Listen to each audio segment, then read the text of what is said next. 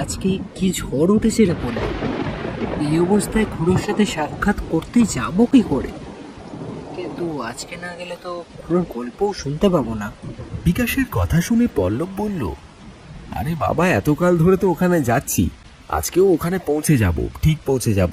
চল না, অসুবিধে কি আছে? আমাদের গল্প শোনার ঝোঁকটা এতটাই বেড়ে গিয়েছে যে নবীন খুড়ো গল্প না শুনলে ভালোই লাগে না। ওই দেখ, রতনদার চায়ের দোকানে আজকে তো বেশ ভালোই ভিড় জমেছে, কিন্তু নবীন খুড়োকে তো দেখছি না। ওরা চায়ের থেকে পৌঁছতেই রতনদা বলে উঠলেন, আরে তোমরা এসে পড়েছ? আর নাও দেখি, এবারে বসো এখানে। নবীন খুড়া এসে পড়লেন বলে। আসলে বৃদ্ধ বয়সে হেঁটে আসতেও তো একটু একটু পরিশ্রম হয় নাকি, কাজেই এত ভেবো না। আজকে তোমাদের জন্য স্পেশাল চা বানিয়েছি, নাও এবার ধরো দেখি। ওই দেখো, তোমাদের খুড়ো এইদিকে আসছে। নাও, এবার সমস্যা মিটলো তো? আশা করে মিটেছে। খুড়ো যথারীতি নড়ে চড়ে এসে বসলেন চায়ের থেকে। এরপরে রতনদা খুড়োকে উদ্দেশ্য করে বললেন, ওই দেখুন, আপনার প্রতীক্ষায় বসে রয়েছে সকলে। গল্প শোনার ঝোঁক কাটিয়ে উঠতেই পারছে না কিছুতেই। আজকে আবহাওয়ার যা অবস্থা, আমরা ভেবেছিলাম আপনি এই বৃদ্ধ শরীর নিয়ে আজকে হয়তো আর এদিকে আসতে পারবেন না, কিন্তু আপনাকে এখানে দেখে যে কি স্বস্তি লাগছে বলে বোঝাতে পারবো নি। খুড়োর বিষয়টা শুনে আশা করি ভালোই লাগলো। তিনি বলে বসলেন,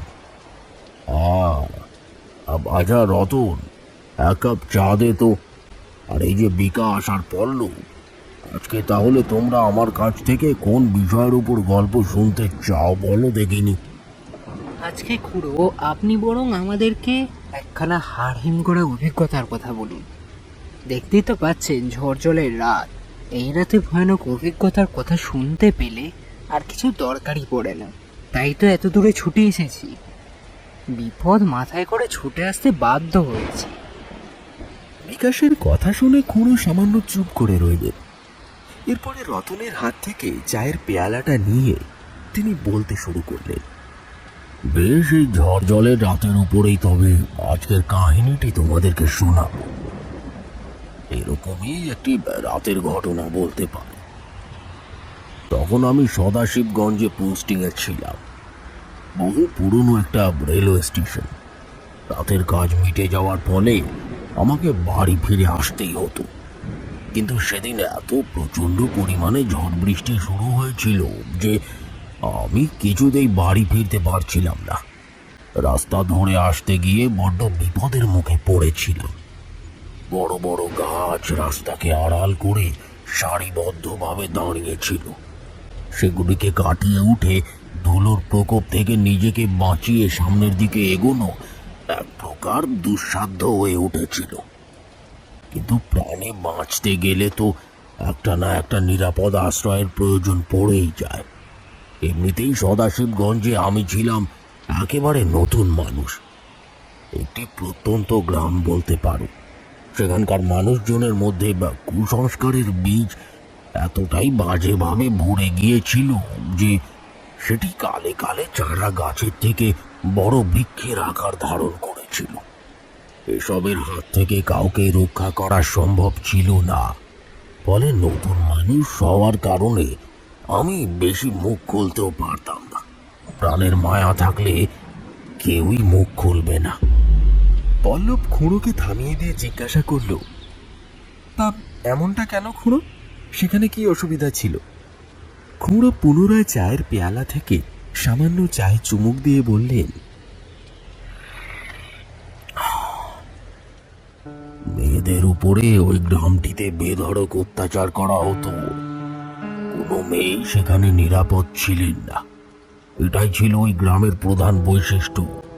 ভাগ্যিস তোমাদের গিন্নিমাকে সেখানে সাথে করে নিয়ে যায়নি, না হলে যে কি হতো কে জানে।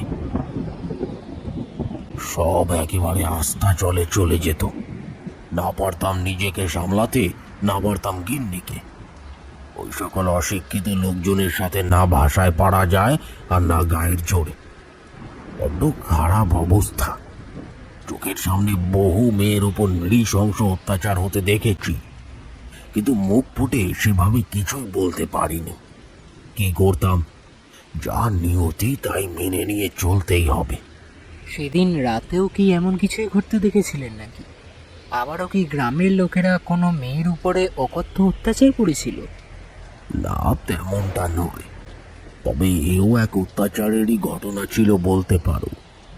দিনের আলো অনেক সময় রাতের অন্ধকারকে ঢেকে ফেলে, আবার রাতের অন্ধকার যখন ঘন হয়ে ওঠে তখন দিনের আলো ধীরে ধীরে নিজের প্রাণ শক্তিকে হারিয়ে ওই অন্ধকারের দাবদাহের মধ্যেই কোথায় যেন গায়েব হয়ে যায়।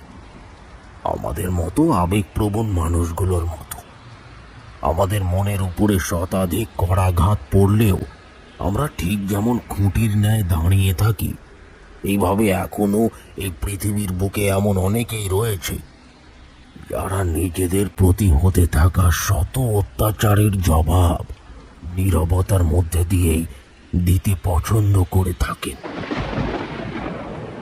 খুড়োর কথাগুলি শুনে সেখানে উপস্থিত কম বেশি সকলেরই চোখ সেদিন জলে ভিজে গিয়েছিল। এও যে আগামীতে একটি মর্মান্তিক কাহিনীর রূপ নিতে চলেছে সেটি খুড়োর প্রযুক্ত শব্দগুলি প্রমাণ করে দিয়ে যাচ্ছিল। পল্লব পুনরায় খুড়োকে উদ্দেশ্য করে জিজ্ঞাসা করল, তা সেদিন রাতে ঠিক কি ঘটেছিল খুড়ো? এবার ভনিতা না করে বরং সেটা বলো দেখি। খুড়ো আর ভনিতা করলেন না, তাড়াতাড়ি করে গল্পের ভিতরে প্রবেশ করবার উদ্দেশ্যে তড়িঘড়ি করতে লাগলে। কিন্তু প্রতিবারই কোনো জটিল ঘটনার উপরে আলোকপাত করার পূর্বে খুড়ো বেশ কিছুটা চিন্তায় নিমজ্জিত হয়ে পড়তেন। এই চিন্তার একটি আপেক্ষিক কারণ ছিল এই যে কাহিনীটিকে আরো সুন্দর করে ও সুস্থির চিত্তে আমাদের সকলের সামনে তুলে ধরা, যেটা বেশিরভাগ মানুষই করতে চান না।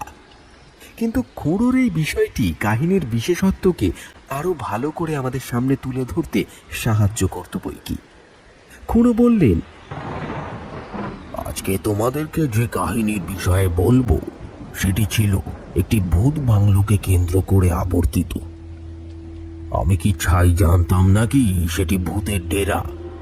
পরে যখন বিষয়টা চোখের সামনে ফুটে উঠেছিল তখন তো আমারও একেবারে নাভিশ্বাস উঠে যাওয়ার জোগাড়। বাপ রে বাপ, একটি ভূতের উপস্থিতি থাকলেও তো প্রাণে বাঁচা যায়, সেখানে যে ছিল একাধিক। খুড়োর কথাটি শেষ হতে না হতেই প্রচন্ড জোরে বিদ্যুৎ চমকে উঠল, কিন্তু বাকিদের দৃষ্টি খুড়োর দিকে স্থির হয়ে রইল। তিনি বলে চললেন, আর বাকিরা মনোযোগ দিয়ে শুনতে লাগলো খুড়োর বলা সেই কাহিনী। চারিদিকটা সেদিন একেবারে নিস্তব্ধ ছিল, অথচ মেঘের গর্জনের শব্দ কানে ভেসে আসছিল। ঝিরি ঝিরি বৃষ্টি পড়ছিল।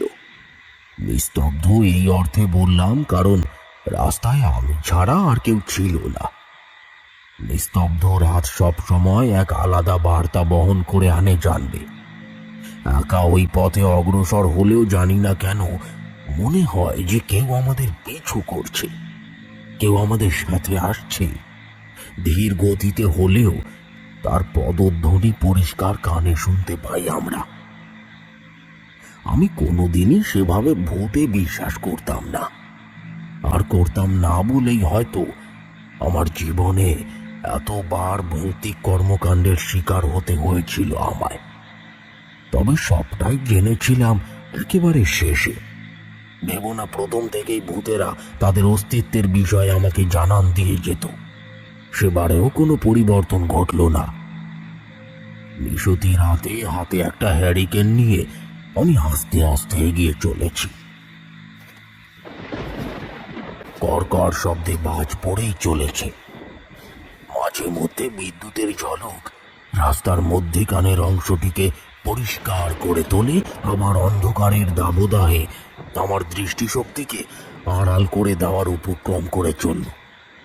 কারোর কাছে সাহায্য প্রার্থনা করার উপায়টুকুও নেই। তারপরে আবার ওই গ্রাম, অশিক্ষিতদের ডেরা বলতে পারো। মানুষকে একা পেলে যে কোনো সময় খুন করে চলে যেতে পারে। দুপাশ জঙ্গলে পরিপূর্ণ। মাঝে মাঝে জঙ্গলের মধ্যে থেকে ভেসে আসছিল নানান রকমের বুনো জন্তুর আর্তনাদের শব্দ। সে সাথে পেঁচার ডাক কানে ভেসে এলো। মনে হলো যেন একেবারে পাশেই কোনো গাছের ডালে বসে কর্কশ শব্দ করে সে যেন অশনির বার্তা পৌঁছে দিয়ে যাচ্ছে। আমি হার মানলাম না, শরীরে বল নিয়ে এগোতে থাকলাম। হারিকেনের টিমটিমে আলোটাও বাতাসের শোঁ শোঁ শব্দকে উপেক্ষা করে কোনো রকমে নিজের অস্তিত্বকে ম্লান চিত্তে শেষবারের মতো রক্ষা করে চলেছিল। কিন্তু হঠাৎ হাওয়ার প্রভাবটা জোরে হওয়ায় দপ করে সেটি নিভে গেল। আর নিভে যাওয়ার সাথে সাথে বাতাসের সাথে মিশে থাকা একটা মিষ্টি সুবাস যেন নাকে ধেয়ে এলো। আমার ঠাকুমা একটা কথা বলতেন জানো তো। পল্লব নবীন খুঁড়োকে উদ্দেশ্য করে জিজ্ঞাসা করলো, আপনার ঠাকুমা কি বলতেন খুঁড়ো? বলতেন রাতের কালো অন্ধকারে ঘনীভূত হতে থাকা মিষ্টি সুবাসের গন্ধ সর্বদা অশনির বার্তা ডেকে নিয়ে আসে। সেটি কখনোই শুভ হতে পারে না। এর অর্থ আশেপাশে কোথাও কোনো বিদেহী আত্মার উপস্থিতি রয়েছে। গ্রাম বাংলায় একটা কথা খুব প্রযোজ্য, রাতের অন্ধকারে পেতনি বা শাকচুন্নির উপদ্রব বড্ড বেশি থাকায় মানুষের মনে এই বিরূপ ভাবনা জাগরিত হয়েছে। তারা ভাবেন পেতনি ও শাকচুন্নির শরীর থেকে ভীষণ রকমের দুর্গন্ধ ভেসে আসে। কিন্তু আমার ঠাকুমা অন্য কথাই বলতেন। ঝড় বাদলের রাতে কোনো অন্ধকারময় স্থান দিয়ে যেতে গেলে কখনোই শরীরে সুগন্ধি প্রয়োগ করতে নেই, কারণ সুগন্ধি নাকি বিদেহী আত্মাদেরকে আরো বেশি করে আকর্ষণ করে। আমার দিব্যি মনে আছে যে আমি সেদিন কোনো সুগন্ধি প্রয়োগ করিনি, অথচ তারপরেও ওই মিষ্টি সুবাসের গন্ধ আমার নাকে দিয়ে এসেছিল। এটাই ছিল তার উপস্থিতির প্রথম চমক, প্রথম প্রমাণও বলতে পারো। আমরা যারা প্রেত পিশাচে বিশ্বাস রাখি, যারা তাদের উপস্থিতির ব্যাখ্যা করতে পারি, যাদের কাছে তাদের আসা যাওয়া ওঠা বসা এমনকি তারতম্যের ব্যাখ্যা থাকে, এরা তাদের সামনে অকপটে নিজেদেরকে প্রকাশ করে। সেটিও ছিল এই রকমই এক প্রকাশ। গন্ধটা বারবার নাকে ভেসে আসতে থাকলো। হাওয়ার সাথে তালে তাল মিলিয়ে পাক খেতে খেতে গন্ধটা নাকে ভেসে আসতে লাগলো। আমার পা আর নড়তেই চাইল না। ওইখানেই ঠায় দাঁড়িয়ে পড়লাম। এদিকে ওদিকে তাকালাম, কিন্তু কারোর কোনো উপস্থিতি নেই। বাতাসের রেশটা একইভাবে বিদ্যমান। ঝড়ের সময় সর্বদাই উল্টো দিক থেকে হাওয়া বয়। আমাদেরকে সেই হাওয়ার বেগের সাথে লড়াই করে এক প্রকার সামনের দিকে এগিয়ে যেতে হয়, এটাই নিয়ম। হ্যারিকেনের আলোটা যাও বা এতক্ষণ টিমটিম করে জ্বলছিল, অন্তিম হাওয়ার দাপটে সেটাও শেষ নিঃশ্বাস ত্যাগ করতে বাধ্য হলো। হ্যারিকেনটাকে ওইখানেই নামিয়ে রাখলাম। শুধু শুধু হাতে করে বয়ে নিয়ে যাওয়ার আর কোনো প্রয়োজন অনুভব করলাম না। আমি এক পা এগোতে যাব, এমন সময় হাওয়ার মধ্যে দিয়ে কারোর কণ্ঠস্বর ভেসে এলো। আমি পরিষ্কার অনুভব করলাম এক মহিলার কণ্ঠস্বর।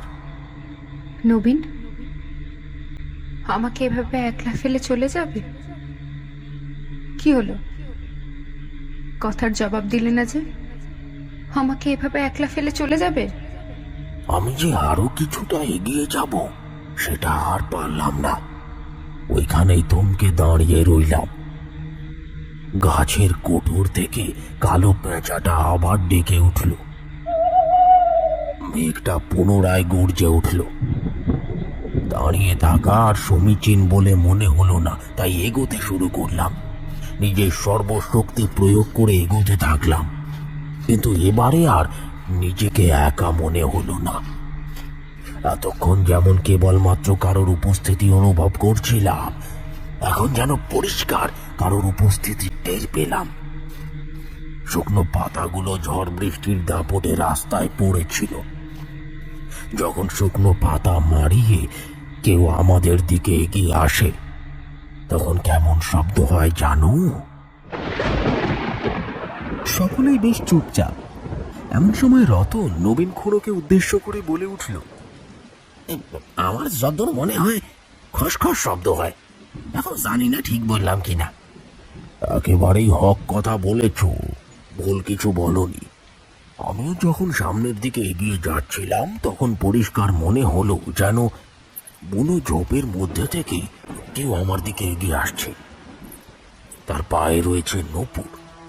ঝড় জলের রাত হলে কি হবে, তার পায়ে পরিহিত ওই নূপুরের শব্দ পরিষ্কার আমার কানে আসতে শুরু করলো।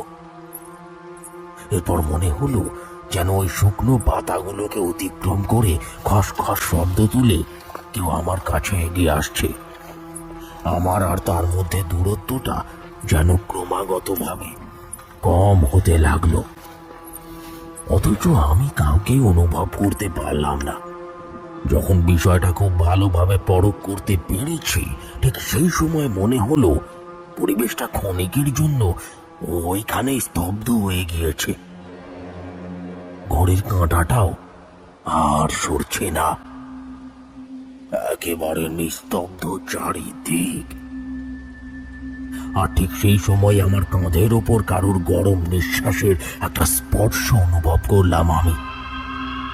কেউ যেন দীর্ঘ নিঃশ্বাস ত্যাগ করল। তার উপস্থিতির প্রকৃষ্ট প্রমাণ দেওয়ার স্বার্থে ভয়তে আমার হাত পা ঠান্ডা হয়ে গেল। পিছনের দিকে ফিরে তাকানোর সাহসটুকু পেলাম না, কিন্তু শেষমেশ না তাকিয়েও আর থাকতে পারলাম না। আমি সজোরে বলে উঠলাম, কে ওখানে? কে দাঁড়িয়ে রয়েছে? সেই থেকে কেউ আমাকে লক্ষ্য করে এগিয়ে আসছে। আমি ঠিক বুঝতে পেরেছি। ভাববেন না আমি আপনাকে অনুভব করতে পারিনি। দেখুন, আমি এই গ্রামের বাসিন্দা নই। আমি কারোর কোনো ক্ষতি করিনি। আপনাদের গ্রামের ব্যাপার আপনারাই বুঝুন। আমি একজন সামান্য স্টেশন মাস্টার। রুজি রোজগারের স্বার্থে এখানে এসে পড়ে থাকতে বাধ্য হয়েছি। আমি আপনাদের কোনো ক্ষতি করতে এখানে আসিনি। দয়া করে আমাকে যেতে দিন, দয়া করুন। কে রয়েছে ওখানে? প্রকাশ্যে আসুন। সেই থেকে আমার সাথে খেলে চলেছেন। এই ঝড় বৃষ্টির রাতে কেন আমাকে ভয় দেখাতে চাইছেন? কি মুশকিল? কি হলো? কানে যাচ্ছে না আমার কথা? শুনতে পাচ্ছেন? কি হলো? কিন্তু কোথাও কোনো সাড়া শব্দ নেই। মনে হলো যেন এতক্ষণ পাথরে মাথা ঢুকলাম। আমি প্রলাপ বকলাম, কেউ নেই সেখানে। আবার পা চালিয়ে এগিয়ে যেতে শুরু করলাম। আর যে কোনো উপায়ও ছিল না। এমন সময় মেঘের গর্জনের রেশটা যেন আরো বেড়ে গেল। সেই সাথে বৃষ্টিও আরো জোরে পড়তে শুরু করলো। ফলে দ্রুত পা চালিয়ে এগিয়ে গেলেও নিজেকে প্রকৃতির রোষাগ্নি থেকে রক্ষা করা এক প্রকার দুঃসাধ্য হয়ে যাচ্ছিল। অগত্যা উপায় না দেখে আমি দৌড়তে শুরু করলাম। দৌড়তে দৌড়তে হঠাৎ একটা জিনিস আমি পরিষ্কারভাবে অনুভব করতে পারলাম, যে আমার পিছনে ধেয়ে আসা ওই পায়ের শব্দটা যেন আরো দ্রুত গতিতে এগিয়ে আসছে।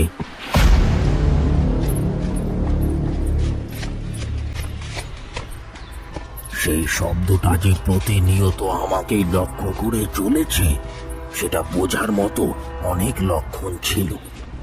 সবটাই অনুভব, তাই এখন তোমাদের সামনে ভাষায় প্রকাশ করতে পারবো না, কারণ কিছু অনুভবকে ভাষায় প্রকাশ করা যায় না। তা করতে গেলে অনিবার্য কারণে শব্দ কম পড়ে। আমার কাছেও সেটি ছিল একটি ভৌতিক অনুভব।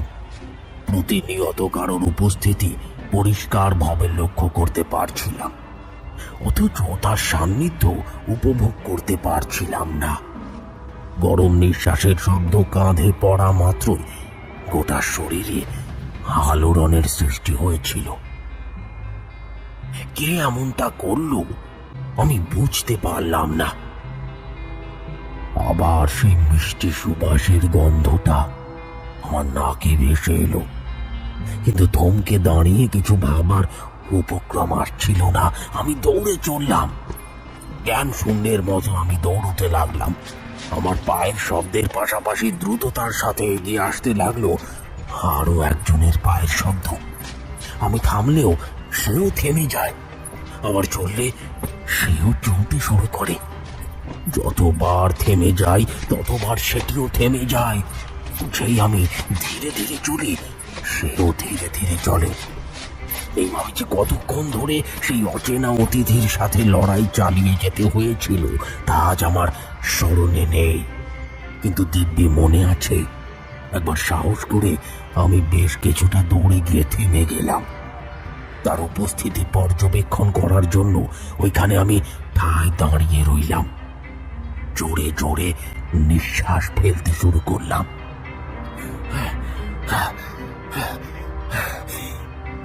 মনে হলো যেন হাঁপিয়ে গেছে।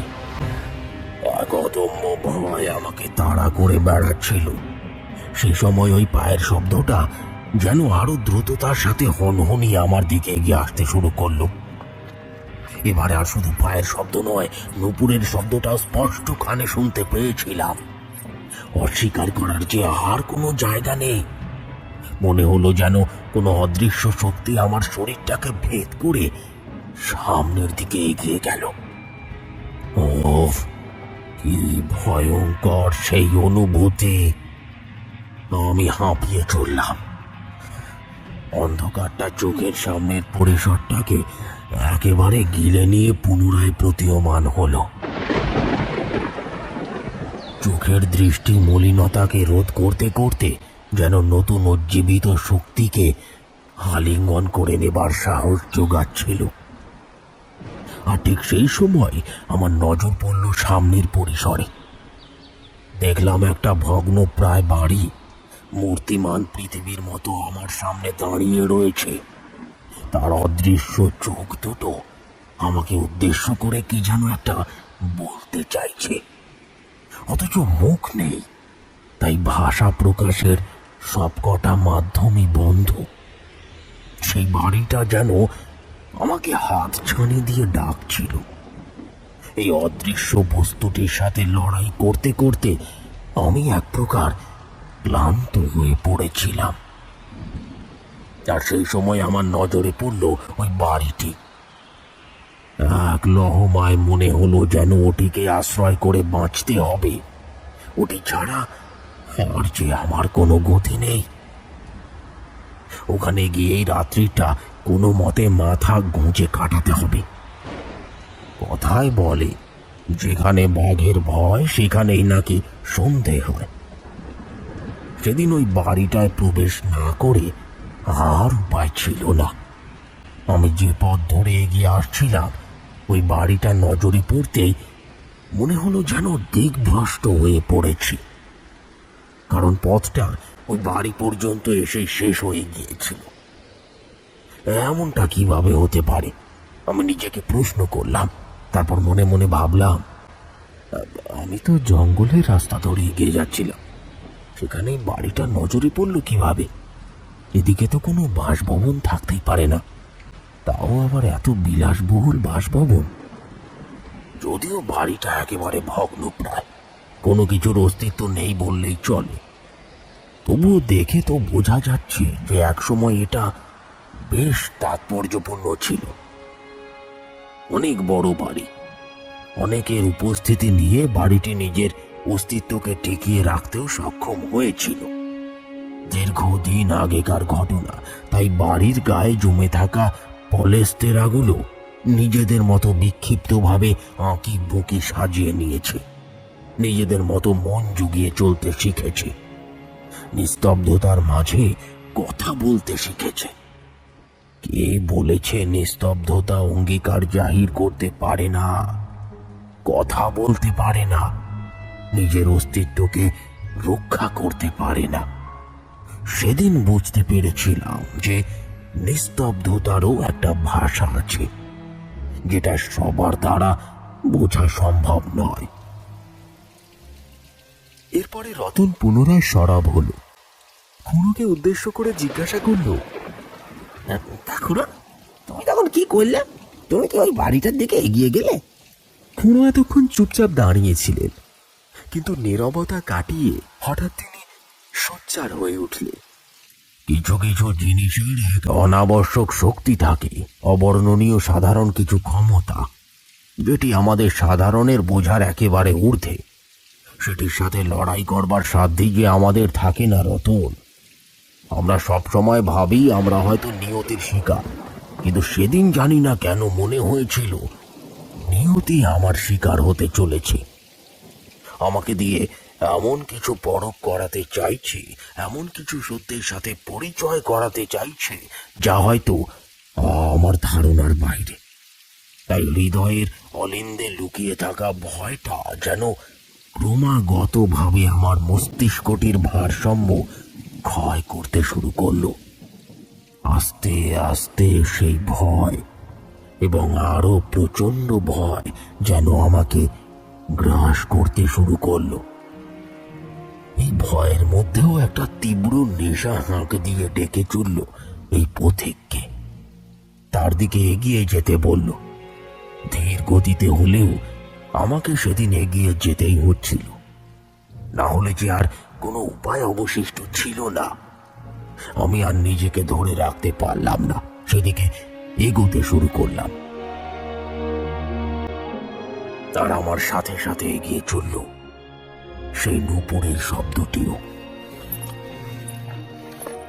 কি ভয়ঙ্কর যুগলবন্দি, কি অবশ্যম্ভাবী ভয়, যাকে দেখতে না পেয়েও তার অস্তিত্বের স্বীকৃতি দিয়ে প্রতি মুহূর্তে নিজেকে প্রমাণ করিয়ে যাওয়া যে সে আছে, সে নিভৃতে নিস্তব্ধে বড্ড কাছেই রয়েছে। বাতাসে ঠান্ডা স্পর্শ শিরায় হিমেল রক্তের স্রোত বইয়ে দিয়ে যাচ্ছিল। তবুও সামনের ওই আস্তানাটিকে রাত্রি যাপনের একমাত্র অনুসরণযোগ্য পথ বলে আমি বেছে নিলাম। সেটি ছাড়া তো আমার কাছে আর অন্য কোনো উপায় অবশিষ্ট ছিল না। জানতাম না কতখানি বিচিত্র অভিজ্ঞতা আমার অপেক্ষায় অপেক্ষমান। বৃষ্টির ধকল তখন অনেকটাই সীমিত হয়ে গিয়েছিল, কিন্তু মেঘের গর্জনের শব্দ তখন অব্যাহত ছিল। এসব অন্তরে নিয়েই এগিয়ে চললাম বাড়ির সদরের দিকে। বাড়িটির খুব কাছে পৌঁছেই এক ভয়ঙ্কর সর্বনাশকে নিজের চোখের সামনে প্রতীয়মান হতে দেখলাম। বেশ কিছু বাদুড় আমার অস্তিত্ব টের পেতে না পেতেই ঝাঁকে ঝাঁকে একেবারে আমাকে লক্ষ্য করে এগিয়ে আসতে শুরু করলো। আমি চোখ দুটোকে ঢেকে ফেললাম। আমার মাথার ওপর দিয়ে ডানা ঝাপটে অবিরত আক্রমণের ইচ্ছে প্রকাশ করতে করতে সেগুলি প্রধান ফটক পেরিয়ে কালো অন্ধকারের মধ্যে মিশে গেল। আমি কিছুক্ষণ সেখানে চোখ বন্ধ করে দাঁড়িয়ে রইলাম। এই আতঙ্কের রেশ সামান্য কেটে যেতেই আমার নজর পড়ল সামনের দিকে। দেখলাম একটা ভাঙা দরজা। সেই দরজার ভিতর দিয়ে ভিতরের বেশ কিছুটা অংশ নজরে পড়ছিল। মনে হলো একটা বড় হল ঘর রয়েছে। সেই দিকে এগিয়ে গেলাম, কিন্তু জায়গাটা এতটাই অন্ধকারাচ্ছন্ন ছিল যে ভেতরে প্রবেশ করেও কোনো কিছুই নজরে পড়ল না। আমি এগোতে যাব এমন সময় কিছু একটা আমার পায়ে আটকে গেল। সেটি খড়খড় শব্দ করে গড়িয়ে গেল মাটিতে। আরো একটু এগোতে বিদ্যুতের ঝলকে স্পষ্ট দেখতে পেলাম একটি মৃতপ্রায় হ্যারিকেনকে। তবে সেটিকে হাতে তুলে নিয়ে দেখলাম তখনও তার মধ্যে প্রাণ রয়েছে। কিছুটা হলেও প্রাণের সঞ্চার ঘটানো সম্ভব। বুক পকেট আর প্যান্টের পকেটে হাত রাখতে থাকলাম আমি। সিগারেট খাওয়ার একটা ঝোঁক ছিল। আগে না হলেও এই নিস্তব্ধ নিরিবিলিতে স্টেশন মাস্টারের ভূমিকায় কর্মরত হওয়ার দরুন এই স্বভাবটা নিজের অঙ্গের সঙ্গে বোঝা হয়ে গিয়েছিল আর কি। তাই সর্বদাই একটা দেশলাই আর একটা সিগারেটের প্যাকেট আমি কাছে রাখতাম। ভয় পেলে কিংবা আতঙ্কিত অনুভব করলে চট করে একটা সিগারেট বার করে তাতে আগুন ধরিয়ে দিতাম। ধোঁয়া ছাড়তে ছাড়তে ঢুকে যেতাম অন্য কোনো স্মৃতিতে। শেষমেশে প্যান্টের পকেটে একখানা দেশলাই খুঁজে পেলাম। তারপর সেটিকে বার করে মোটের ওপর 3 দফায় প্রচেষ্টা চালিয়ে অবশেষে সেই হ্যারিকেনটি জ্বালাতে সক্ষম হলাম। হ্যারিকেনে আগুন দেওয়ার সাথে সাথেই বড় হলঘরটা চোখের সামনে আরো পরিষ্কারভাবে ধরা পড়ল।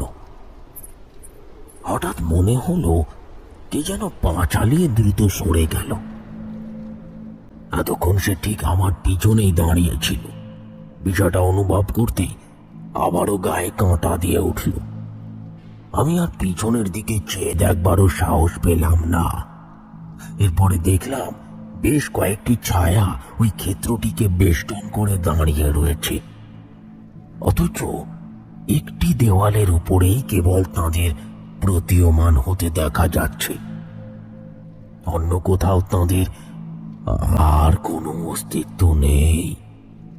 সেগুলো যে যার মতো দাঁড়িয়ে আছে।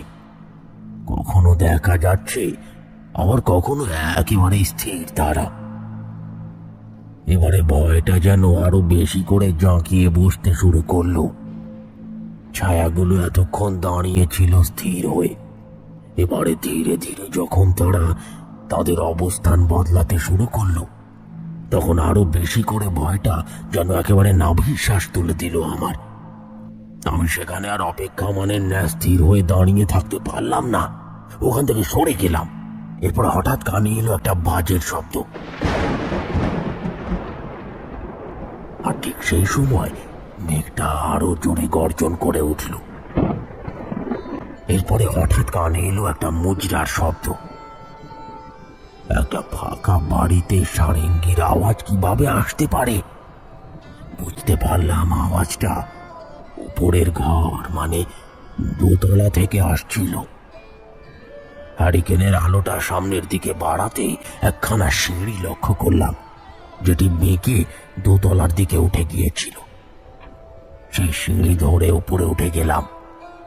এক পা যতই উপরের ঘরের দিকে এগোতে শুরু করলাম, তখনই ওই সারেঙ্গির শব্দটা যেন আরো প্রবলীকৃত হতে শুরু করলো। মনে হলো যেন সেখানে মজুরা বসেছে।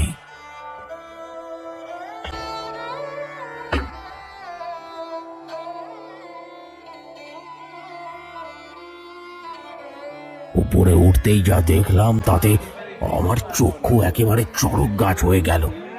দেখলাম সেই অন্ধকারময় ধোঁয়ায় আচ্ছন্ন ঝুলে ধরা বাড়িটি একেবারে ঝাঁ চকচকে একটি জমিদার ভিটেতে রূপান্তরিত হয়ে গিয়েছে।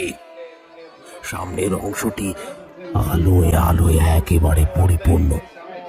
চারিদিকে লোকজনের সমাবেশ, আর আমিও তাদের মাঝে একজন পাগড়ি পরিহিত লোক আমার দিকে এগিয়ে এসে বললেন, ওইদিকে যান, ওইদিকে মুজরার আয়োজন করা হয়েছে। রোজই সেখানে মুজরা বসে। অতিথিদের জন্য বিশেষভাবে এই আয়োজন করা হয়ে থাকে। আপনি ওদিকে এগিয়ে যান। আমি কিছুই অনুভব করতে পারলাম না। মনে হলো চোখের সামনে যা দেখতে পাচ্ছি এর থেকে বড় সত্যি আর কি বা হতে পারে। তাই আমিও সেদিকে এগিয়ে যেতে থাকলাম। তবে একটা কথা কি জানো, ওখানে কারোরই চোখের পলক পড়ছিল না। দেখলাম সামনেই বসে রয়েছে এক মস্ত জমিদার, তাকে ঘিরে বসে রয়েছে আরো অনেকে। প্রত্যেকেই দারুণভাবে সাজসজ্জায় পরিপূর্ণ। তারা নিজের বেশভূষার মধ্যে দিয়েই প্রত্যেকে নিজেদের আভিজাত্যের প্রমাণ দিচ্ছিলেন। এই বিষয়টি সত্যি ছিল নজর কাড়ার মতো। প্রতিটি বিষয়ের মধ্যে দিয়েই আমি ওই পুরাতন স্থানটির আভিজাত্যের দিকটি সুস্পষ্টভাবে আন্দাজ করে উঠতে পারছিলাম। এমন সময় মাথায় ঘোমটা দিয়ে এক পরমা সুন্দরী নারী ঠিক আমার সামনে এসে হাজির হলেন। তাকে দেখে সকলেই বলে সম্বোধন করতে শুরু করল। সত্যি তিনি ছিলেন এক পরমা সুন্দরী। তার প্রতিটি দাপটের মধ্যে দিয়ে সেই সৌন্দর্যের রেশটা দিব্যি প্রকাশ পাচ্ছিল। সেসবের দিকে খেয়াল করতে না করতেই শুরু হয়ে গেল মুজরা। সারেঙ্গের শব্দের সাথে সাথে বেজে উঠল তবলা, আর সেই সাথে তাল দিতে থাকলেন এক সঙ্গীতজ্ঞ, আর সেই তালে তালে নেচে চললেন সেই নর্তকী। দুপুরের শব্দটি ফের কানে আসতে শুরু করলো। সেই শব্দটি শোনা মাত্রই মনে পড়তে শুরু করলো আমার পূর্বের কথা। এই শব্দ আমি আগেও শুনেছি, একেবারে একই শব্দের ধ্বনি। সে তো এতটা রাস্তা আমাকে নিজের সাথেই বহন করে নিয়ে এসেছে। পেয়েছি তার হদিশ। এই যে এক বর্ণ মিথ্যে নয়, সে ছিল, সে এখানে কোথাও ছিল, আর এখনো সে রয়েছে। প্রতিটি কোণায়, প্রতিটি পরিসরে তারই উপস্থিতি বিদ্যমান। আমি বেশ বুঝতে পারছি। নর্তকী নিজের মতো করে নেচে চলল। তার সেই অপরূপ নৃত্যের মধ্যে আমি নিজেই কোথাও যেন হারিয়ে গেলাম। সেখান থেকে বেরিয়ে আসবার সমস্ত মাধ্যম যেন বন্ধ হয়ে গেল। মনে হলো এই জলসার রেশ যেন না থেমে যায়। এইভাবেই যুগের পর যুগ ধরে সেটি স্থায়ী থাকে, আর আমিও সেটিকে চোখের সামনে দেখে নিজের চোখ দুটিকে সার্থক করে তুলতে পারি।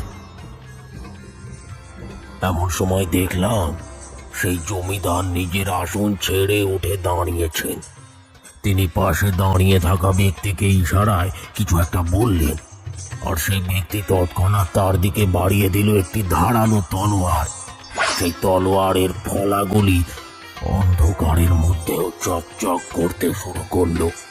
সেটিকে এগিয়ে নিয়ে আসতে লাগলেন সেই জমিদার, অথচ সেই নর্তকীর কোনো হুঁশ নেই। সেই তলোয়ার যে তাকে লক্ষ্য করে এগিয়ে আসছে, তাকেই শেষ করতে ছুটে আসছে, সেটি আমি পরিস্থিতি দেখে বুঝতে পেরে নিজের অজান্তেই সজোরে চিৎকার করে বসলাম। সাবধান, সাবধান! শুনুন, সরে যান ওখান থেকে, সরে যান! দেখলাম তাতেও কোনো লাভ হলো না। আমি উঠে দাঁড়ালাম, এরপরে দৌড়ে যেতে শুরু করলাম সেই দিকে। কোনো কিছু বুঝবার আগেই আমি সেই নর্তকীকে সজোরে ধাক্কা মারতে যাব, এমন সময় দেখলাম আমার হাত দুটো ওই নর্তকীর শরীরকে ভেদ করে সামনের দিকে এগিয়ে গেল। এরপরে অনুভব করলাম আমার গোটা শরীরটাই তাকে ভেদ করে সামনের দিকে এগিয়ে গেল। আমি বুঝে উঠতে পারলাম না কিচ্ছু। আর ঠিক এই সময় নজর গেল আমার পিছনের দিকে। একটা তীব্র আর্তনাদের শব্দখানি ভেসে আসতে পিছনের দিকে নজর না ঘুরিয়ে আমি থাকতে পারলাম না। দেখলাম সেই জমিদার নর্তকীর মাথাটিকে নিজের তলোয়ারের দ্বারা কেটে দিলেন। মাথাটি ধর থেকে কেটে ছিটকে পড়ল। এরপরে গড়াতে গড়াতে সেটি এগিয়ে এলো ঠিক আমার পায়ের কাছে। আমি সেসব দেখে ঠক ঠক করে কাঁপতে শুরু করলাম। নর্তকীর মুন্ডহীন শরীরটা মাটিতে পড়ে থর থর করে কাঁপতে থাকলো। ধীরে ধীরে স্তব্ধ হয়ে গেল সেই কম্পন, আর মাথাটি তখন আমার পায়ের খুব কাছে। এমন সময় কাঁটা মুন্ডুর চোখ দুটো খুলে গেল। সে খিলখিল করে আমার দিকে তাকিয়ে হাসতে শুরু করলো।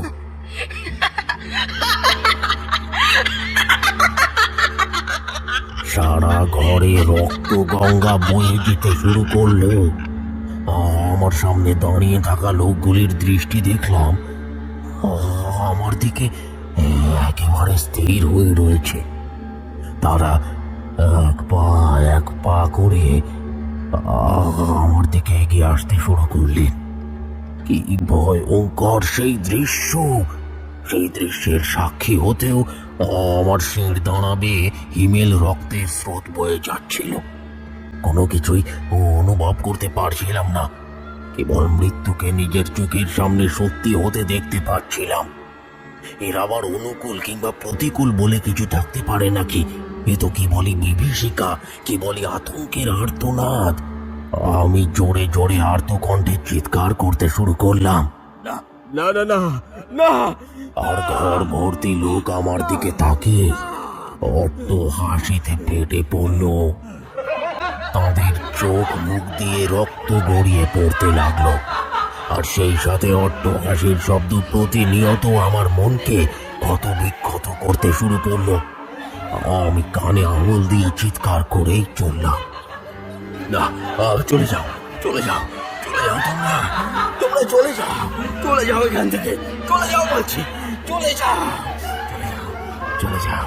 এরপরে হঠাৎ করেই মনে হলো যেন সব কিছু শান্ত হয়ে গিয়েছে, কোথাও কিচ্ছু নেই, সব কিছু একেবারে শান্ত, কোথাও কোনো কিছুর উপস্থিতি নজরে পড়ল না। আমি যেন সেই মুহূর্তে এক প্রকার হাঁপ ছেড়ে বাঁচলাম। আর ঠিক সেই সময় নজরে পড়ল ঘরের পরিস্থিতিটি, যেটি আবারও আগের মতোই ভগ্নপ্রায় হয়ে গিয়েছিল। একটা শূন্যতা আমাকে গিলে খেতে এগিয়ে আসছিল, নিজের দাপটে নিয়ে ফেলতে চাইছিল গোটা পরিবেশটিকে। তবুও আমি কিছুই করতে পারলাম না। কোন দিকে যাব, কি করব, কোনো কিছু আন্দাজ করে উঠতে পারলাম না। আমি তাড়াতাড়ি ওই ঘর থেকে বেরিয়ে বাইরে আসলাম। এরপরে সিঁড়ি ধরে নিচের দিকে ধরপড় করে নামতে শুরু করলাম। এমন সময় সজোরে বাজটা আবার গর্জন করে উঠল, আর সেই বাজের আলোতেই নজরে পড়ল মুন্ডুবিহীন সেই নারী মূর্তিকে। সেটি ওই বড় ঘরটির এক কোণে দাঁড়িয়েছিল। আমি হ্যারিকেনটিকে উপরের দিকে করতেই আর কাউকে সেখানে দেখতে পেলাম না। এরপরে আমার কাঁধের কাছে কেউ যেন সজোরে নিঃশ্বাস ফেলে গেল।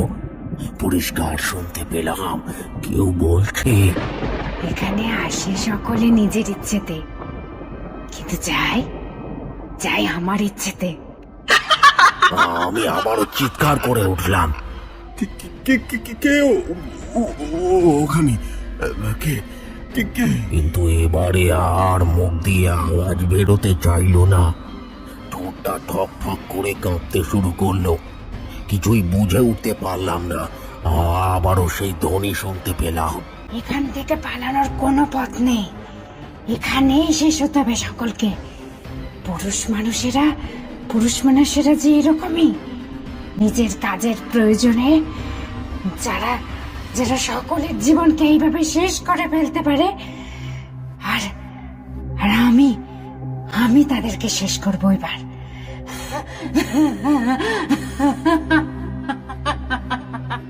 আমি আবারও ঘাবড়ে গেলাম।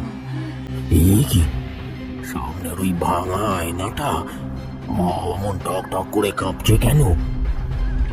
বিষয়টা ভাবতে না ভাবতে আয়নার কাঁচগুলো ভেঙে গেল, আর তারপরে সেই ধারালো কাঁচের টুকরোগুলো ছিটকে আসতে লাগলো আমাকে লক্ষ্য করে। আমি সেদিন নিচু না হলে সেটি হয়তো আমার হৃৎপিণ্ড ভেদ করে একেবারে এফোঁড় ওফোঁড় করে দিয়ে চলে যেত। আমি অন্ধ হয়ে যেতে পারতাম।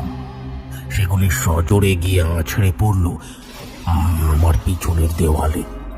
কিন্তু কি ভয়ঙ্কর ব্যাপার জানো, পিছনের দিকে তাকিয়ে দেখলাম কোথাও কিচ্ছু নেই। সামনের দিকে আমি আবার তাকালাম, কিন্তু ওই আয়নাটিকেও আর সেখানে দেখতে পেলাম না। বুঝতে পারছো আমার অবস্থা? ঘটে চলেছিল কত কিছুই, কিন্তু সেগুলির কোনো বাস্তবিক প্রমাণ নেই। ওফ, আজও গায়ে কাঁটা দিয়ে ওঠে। এমন সময় বিকাশ প্রশ্ন করে বসলো, বাপরে খুড়ো, আমি হলে তো ওখানেই শেষ হয়ে যেতাম সেদিন। ওখান থেকে আর বেরিয়ে আসতে পারতাম না, হার্ট অ্যাটাক করে মরেই পড়ে থাকতাম। এইটুকুতেই শেষ ভাবছো নাকি? এরপরে দেখলাম আয়নার পরিবর্তে আমার সামনে দাঁড়িয়ে রয়েছে সেই নারী, মুন্ডবিহীন একটি দেহ, কিন্তু বুকের মধ্যে রয়েছে দুটি চোখ, যাকে বলে স্কন্ধ কাটা। অপঘাতে কেউ মারা গেলে, কারোর গলা কেটে কাউকে হত্যা করা হলে তার প্রেত অমন স্কন্ধ কাটায় পরিণত হয়। সেটি ধীরে ধীরে আমার দিকে এগিয়ে আসতে শুরু করলো। আমাকে বলতে লাগলো, আয় আয়, এদিকে আয়, আমার কাছে আয়। অনেক দিনের তৃষ্ণা যে, কতদিন গরম রক্তের আস্বাদ নিইনি, নরম মাংস আর দাঁতে কাটিনি। তোর মতন যারা এখানে পা রেখেছে, হয় দেখ, হয় দেখ, হয় দেখ, তাদের তাদের হাড়গুলো দেখ কেমন পড়ে রয়েছে। এদের সকলকে শেষ করেছি আমি।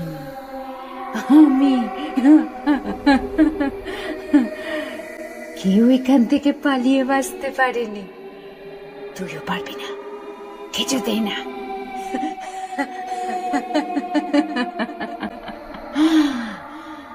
আয় আয়, আমার দিকে আয়, আমার দিকে আয়।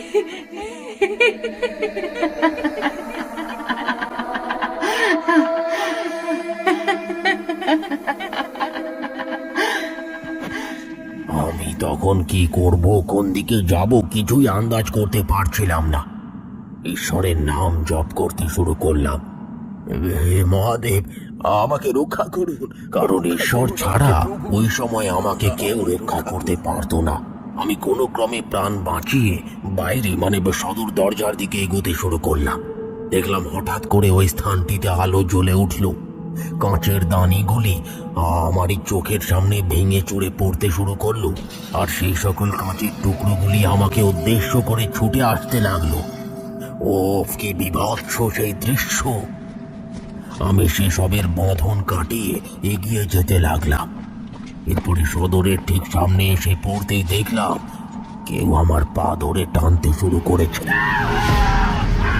হির হির করে আমাকে আবারও ভিতরের দিকে টেনে নিয়ে যাওয়ার চেষ্টা করতে লাগলো। পিছনের দিকে তাকিয়ে হাতটিকে ছাড়াতে যাব, এমন সময় দেখলাম সেটি কাটা হাত। ওখানে আর কারুর উপস্থিতি নেই। সেই কাটা হাতটিকে পা থেকে সরিয়ে আমি তারস্বরে চিৎকার করে উঠলাম, এরপরে প্রাণপণে দৌড়তে শুরু করলাম প্রধান ফটকের দিকে। সামনে বেরোতে যাব, এমন সময় দেখি সেই কাটা মুন্ডটি ঠিক ফটকের একেবারে প্রধান শিকের সাথে ঝুলছে, আর আমার দিকে খিক খিক করে ভয়ঙ্কর ভাবে এসে চলেছে। আমি চোখ বন্ধ করে ফেললাম। যা দেখছি সবই ভুল, এই ভেবে আমি এগোতে থাকলাম, আর তারপরে সেই ফটকটিকে কোনো ক্রমে গায়ের জোরে সরিয়ে আমি দৌড়তে শুরু করলাম। তখন ভোর হয়ে আসে, কোনো হুঁশ নেই। কতক্ষণ ওভাবে দৌড়েছি, কোনো খেয়াল নেই। এরপরে একটি গাছের সাথে ধাক্কা খেয়ে ওখানেই অজ্ঞান হয়ে পড়ে গিয়েছিলাম।